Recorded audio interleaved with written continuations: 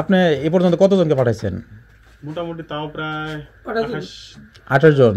25-28। গত 2024 সালে পঞ্চগড় জেলার দেবগঞ্জ থানার কালীগঞ্জ ঝাড়পাড়া গ্রামের হবিবুর রহমান তার ছেলেকে মালয়েশিয়ায় পাঠানোর জন্য একই থানার সুন্দরদিঘি ইউনিয়নের আদম ব্যাপারী আব্দুল মজিদকে 6 লক্ষ টাকা প্রদান করেন। পাসপোর্ট ভিসা প্রসেসিং হওয়া সত্ত্বেও অদ্যাবধি সে বিদেশ যেতে পারেনি। ফলে ভুক্তভোগী বিভিন্ন মাধ্যমে টাকা উদ্ধার করার চেষ্টা করে ব্যর্থ হয়। আজ সন্ধ্যা 6 ঘটিকার সময় আদম ব্যাপারী মজিদকে জনসম্মুখ থেকে তুলে এনে ভুক্তভোগীর বাড়িতে আটক রাখে। পুলিশ খবর পেয়ে রাত 10:45 তাকে উদ্ধার করে থানায় নিয়ে যায়। এর পূর্বে পুলিশ উভয় পক্ষের কাছে জবানবন্দি রেকর্ড করেন। না পাঠাই বলতে কি, এটা আমিও যাওয়ার কথা ছিল। তো আমি মোটামুটি আমার এখান থেকে মোটামুটি 14-15 জন একসাথে আমরা যাবো। তো সবাই যাবো, এমন তো অবস্থা আমার মোটরসাইকেল অ্যাক্সিডেন্ট করে আমার পা ভেঙে ফেললাম। আমি আর যেতে পারলাম না, মিস হয়ে গেল। তখন বললো যে ভাই যেহেতু আপনি টাকা টোকা দিলেন যাইতে পারলেন না, তো আপনার এলাকার লোকজন থাকলে আপনি পাঠাই দেন আমাদের অফিসের মাধ্যম থেকে। ঠিক আছে, তারপরে মোটামুটি 20-25 জন পাঠাইছি। পাঠানোর পরে ইনি আমার কাছে আসলো ইনি সরাসরি আসলে ইনি একটা মাধ্যম নিয়ে আসলো। সেটা হলো যে এই যে ধারপাড়ার যেমন ওই যে চাচা আছে, ওই চাচা ওনার আছে, এই যে আসিম আছে, উনিও ভালো জানে, এদের সঙ্গে কথাবার্তা হয়েছে। তো এনার সাথে কথাবার্তা হলো যে আমার ছেলেকে পাঠাবো, আপনি কিভাবে পাঠাবেন, আপনাকে টাকা টোকা দিব, তাই এটা নিশ্চয়তা কি? আমি দেখবেন আমি আপনার ভিসা টিকিট সব কিছুই দিব, আপনি ফ্লাইট ডেটের হওয়ার আগে টাকা দিবেন। এই বলে মেডিকেল করাইছি। কিন্তু মেডিকেল করানোর পরে যখন টাকা দরকার তখন ভাই কিছু টাকা দরকার এখন। তো সর্বমোট ভাই টাকা দিছে আমার মোটামুটি 1,70,000। 1,70,000 টাকা দিয়ে আমি টিকিট, ম্যান পাওয়ার, ভিসা সব দিয়ে দিচ্ছি। ওদের কাছে আছে, ওনাদের কাছে আছে। তো দেওয়ার পরে ভাই বললো যে আপনার কাছে 1,70,000 টাকা দিছি, এখন বাদ বাকি টাকা তো আমার কাছে নাই এতগুলো টাকা, আমি আপনাকে 1,80,000 টাকা দেবো। সর্বোচ্চ আমার কাছে 2 লাখ টাকার মতো আছে, মেয়ের কাছে নিয়ে আসছি।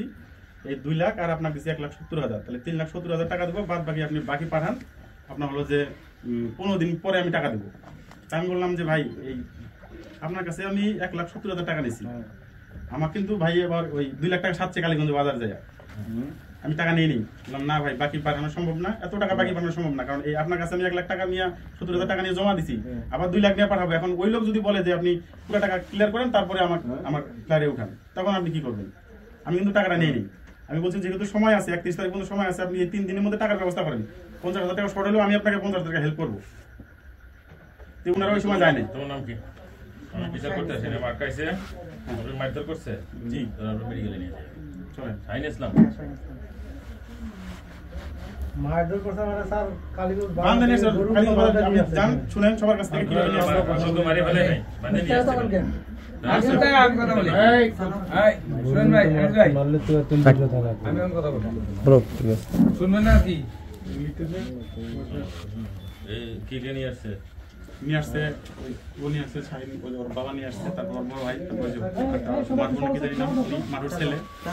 আমি মিলেটও পড়াইছি, পোলার কিনাকাটাও সব কমপ্লিট করছি। যাবে না 26 তারিখ, 26 তারিখে যাবে না। তোমাকে বললাম, উনি করলো কি যে ধৈর্য ধরে আমরা পুরো 26 তারিখে না গেলে, 2 দিন আগে না গেলে তুমি কি করবো, 31 তারিখ পর্যন্ত ডেট আছে, 31 তারিখ পর্যন্ত ডেট আছে। আমরা জানি 31 তারিখে মালয়েশিয়া বন্ধ করবো। উনি বলছে বন্ধ করবো, এটা আমার ব্যাপার, এটা আমরা বুঝবো, টেনশন আপনার, এটা আমি বুঝি। তা আমি খুব অনুরোধ করলাম না, তো 31 তারিখে মালয়েশিয়া বন্ধ। পরে বললাম ভাই কি হইলো হয়তো, টেনশন করেন না, বেশি আর না 3 মাস আছে, 3 মাস আছে, আপনি পাঠাই দিতেছে শস্য পরিমাণে, টেনশন করেন না, ভালো কথা। তারপরে ভিসার মতো শেষ, কীভাবে ভিসার মতো শেষ, মালয়েশিয়া খুললে আপনি পোলা পাঠাবো ক্যাটাগরি 3 ভিসা, ক্যাটাগরি 3 ভিসায় পাঠাবো, আপনি টেনশন করেন কি। ক্যাটাগরি 3 ভিসায় ঠিক করে ধরে আমার বাড়াইতে পরে আমি ধরলাম, ধরা পরে পাত্তা দেয় না। পরে আমি সেনাবাহিনী ক্যাম্পে অভিযোগ দিলাম, ক্যাম্পে ওনারা ডাইকে নিচে না আনেছে উনি জানে। পরে আমি শিবিরের একদিন ধরলাম, ধরা পরে উনি ডেট দিল 1 তারিখে কালীগঞ্জ বাজারে বসবে।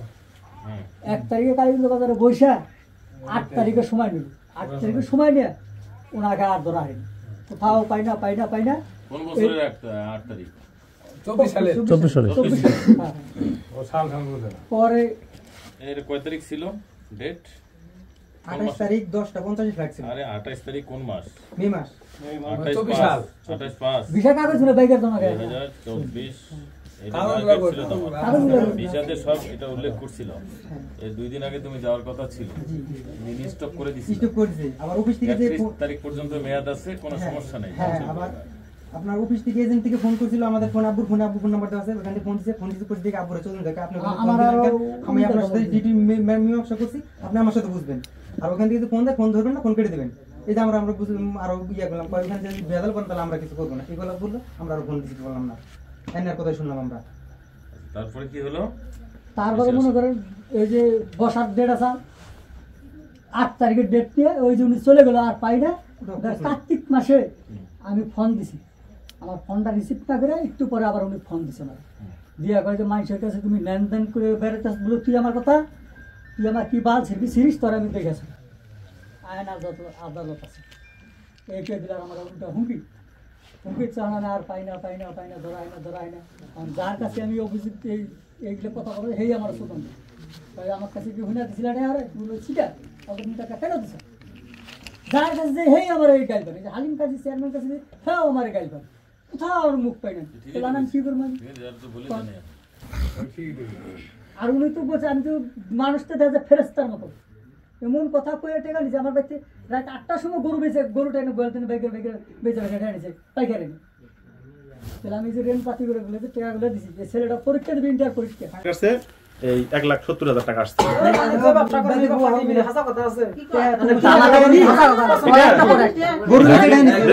এরকম একটা কেস আমি আমার দাদি ছিল, দাদির সামনে এটা নিছে সমাধান করে দিয়েছে, কারণ ওই মুহূর্তে ওইখানে যাওয়ার মতো আল্লাহর করে যায় কেউ মিছা কথা বলার মতো কাগজ পড়তা নাই। আপনি এখন মসজিদে যেতে চান? হ্যাঁ 100%। ওরা 6 লাখ, আপনি যাচ্ছেন 170। হ্যাঁ চাচি কি বলেন? চাচি কি বলে বিদেশে যাওয়া হয় না, বাড়িতে গরু ছেড়ে এনে গেছে। গরু কটা বেচছেন? আবার এমনি দুইটা বিছে। আপনি তো আপনার গোয়াল বড় গরু ছিল না? আর আমার কাছে টাকা নিতে গেছিল, গোয়ালে 4টা গরু ছিল ওনার, আমরা জানি, এলাকার লোক জানে, বুঝেন। আর ওই 4টা গরু বিক্রি করছে বিদেশ পারপোসে বিক্রি করছে। আর 4টা গরু একটা কত করে বিক্রি করছেন? তাও আনুমানিক